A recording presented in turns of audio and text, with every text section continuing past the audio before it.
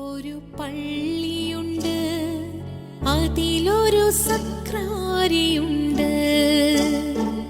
അവിടേക്കെഴുന്നള്ളാൻ അതിൽ കുടികൊള്ളാൻ ആത്മനാഥനീശോ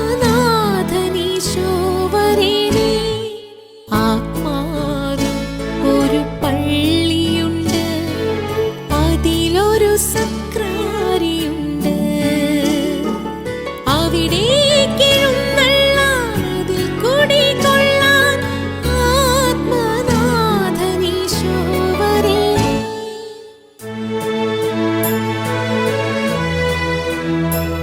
ദൈവത്തിരുനാമത്തിൻ്റെ മഹത്വം ഉണ്ടാകട്ടെ. ബ്രിസ്ബെയിൻ സെന്റ് തോമസ് യാക്കോബായ സുറിയാനി പള്ളി ഒരുക്കുന്ന ജീവവചനമെന്ന വചന പ്രഭാഷണ പരമ്പരയിലേക്ക് നിങ്ങൾക്ക് ക്രിസ്തുയേശുവിൻ്റെ ധന്യനാമത്തിൽ സ്വാഗതം. ആദ്യ പുസ്തകം 5-ാം അധ്യായം 27-ാമത്തെ വാക്യം. മെതുശലേഹിൻ്റെ ആകെ ആയുഷ്കാലം 969 വർഷം. പിന്നീട് അവൻ മരിച്ചു.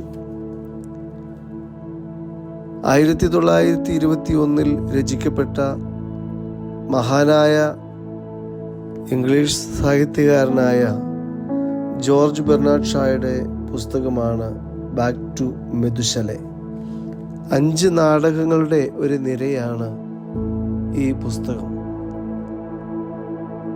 മനുഷ്യൻ ജ്ഞാനമുള്ളവനാകുവാൻ വളരെയേറെ കാലം ജീവിച്ചിരിക്കണം എന്ന ഒരു ദാർശനിക ആശയം അവതരിപ്പിക്കുകയാണ് ഈ ഗ്രന്ഥത്തിലൂടെ ഗ്രന്ഥകർത്താവ് ഉദ്ദേശിക്കുന്നത്.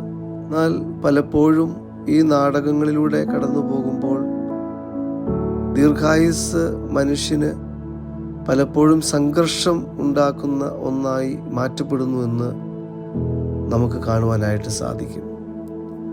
തിരുവചനം ഇങ്ങനെ 91-ാം സങ്കീർത്തനം 16-ാമത്തെ വാക്യത്തിൽ രേഖപ്പെടുത്തി വച്ചിട്ടുണ്ട്. ദീർഘായുസ് കൊണ്ട് ഞാൻ അവനെ തൃപ്തിപ്പെടുത്തും, എൻ്റെ രക്ഷ ഞാൻ അവനെ കാണിക്കുകയും ചെയ്യും. ദീർഘായുസ് ഒരു മനുഷ്യന് ലഭിക്കുന്നു എങ്കിൽ അത് ദൈവത്തെ തൃപ്തിപ്പെടുത്തുവാനും എൻ്റെ രക്ഷ ദൈവത്തെ കാണിക്കുവാനും വേണ്ടിയാണ് എന്ന് നാം തിരിച്ചറിയണം. ഇന്ന് നാം ആയിരിക്കുന്ന ഈ ലോകത്തിൽ ആയുസ് കുറഞ്ഞവരായിരുന്നിട്ട് കൂടിയും പലപ്പോഴും നമുക്ക് ദൈവത്തെ തൃപ്തിപ്പെടുത്തുവാനും നമ്മുടെ രക്ഷ ദൈവസന്നിധിയിൽ ഉറപ്പാക്കുവാനും നമുക്ക് സാധിക്കുന്നുണ്ടോ എന്ന് പരിശോധിക്കേണ്ടത് അനിവാര്യമാണ്.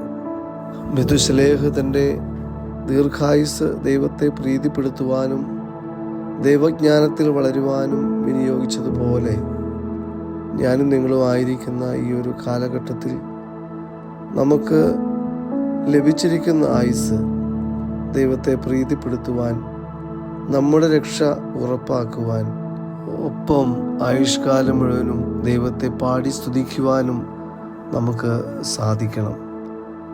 ഈ ലോക ജീവിതം എത്ര ദൈർഘ്യമുള്ളത് എന്ന് നമുക്കറിഞ്ഞുകൂടാ. പക്ഷെ ദൈവം തന്നിരിക്കുന്ന ആയുസ് അത് ദൈവത്തിൻ്റെ ദാനമാണ്.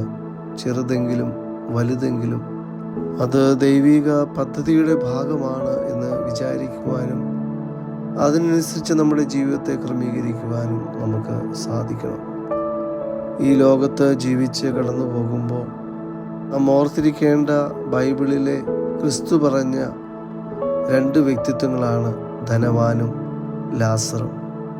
നമ്മൾ എങ്ങനെ ജീവിക്കണം എന്ന് നമ്മെ തന്നെ ബോധ്യപ്പെടുത്തുന്ന ഒരു വചനഭാഗവും കൂടിയാണത്.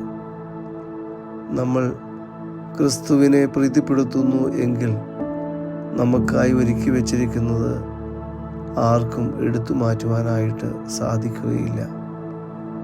ക്രിസ്തുവിൻ്റെ സന്ദേശമാണ് എൻ്റെ ജീവിതത്തിൽ നിലനിൽക്കുന്നത് എങ്കിൽ ദൈവം നമ്മുടെ ജീവിതം അനുഗ്രഹിക്കത്തക്കതാക്കി മാറ്റും.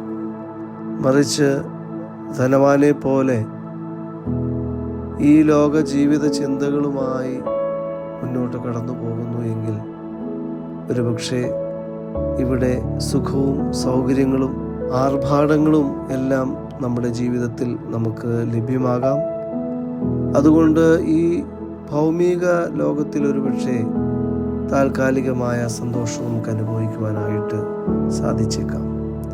പക്ഷേ ഒരു മനുഷ്യൻ ഈ ലോകം മുഴുവൻ നേടിയാലും അവൻ്റെ ആത്മാവ് നഷ്ടപ്പെടുത്തിയാൽ എന്ത് പ്രയോജനമെന്ന ചോദ്യം നമ്മുടെ ഹൃദയത്തിൽ എപ്പോഴും തറഞ്ഞിരിക്കുവാൻ തക്കവണ്ണം ഈ ആയുസ് ദൈവം നമുക്ക് പ്രത്യേകമായി കരുതി തന്നതാണ് എന്നുള്ള ചിന്തയിൽ ദൈവത്തോട് ചേർന്ന് ആയുസ്സിൻ്റെ ദൈർഘ്യം എത്ര ഉണ്ട് എന്നുള്ളതല്ല, എത്ര ഗുണപരമായി എൻ്റെ ആയുസ് ഉപയോഗപ്പെടുത്തി എന്നുള്ളതാണ് നാം ചിന്തിക്കേണ്ടത്. ഈ പ്രഭാതം അതിന് ദൈവം നമ്മെ സഹായിക്കട്ടെ എന്ന് പ്രാർത്ഥിക്കുന്നു. ദൈവം നമ്മെ അനുഗ്രഹിക്കൂ. ഉണർവിൻ വരം ലഭിപ്പാൻ ഞങ്ങൾ വരുന്നു തിരുസവിധേ.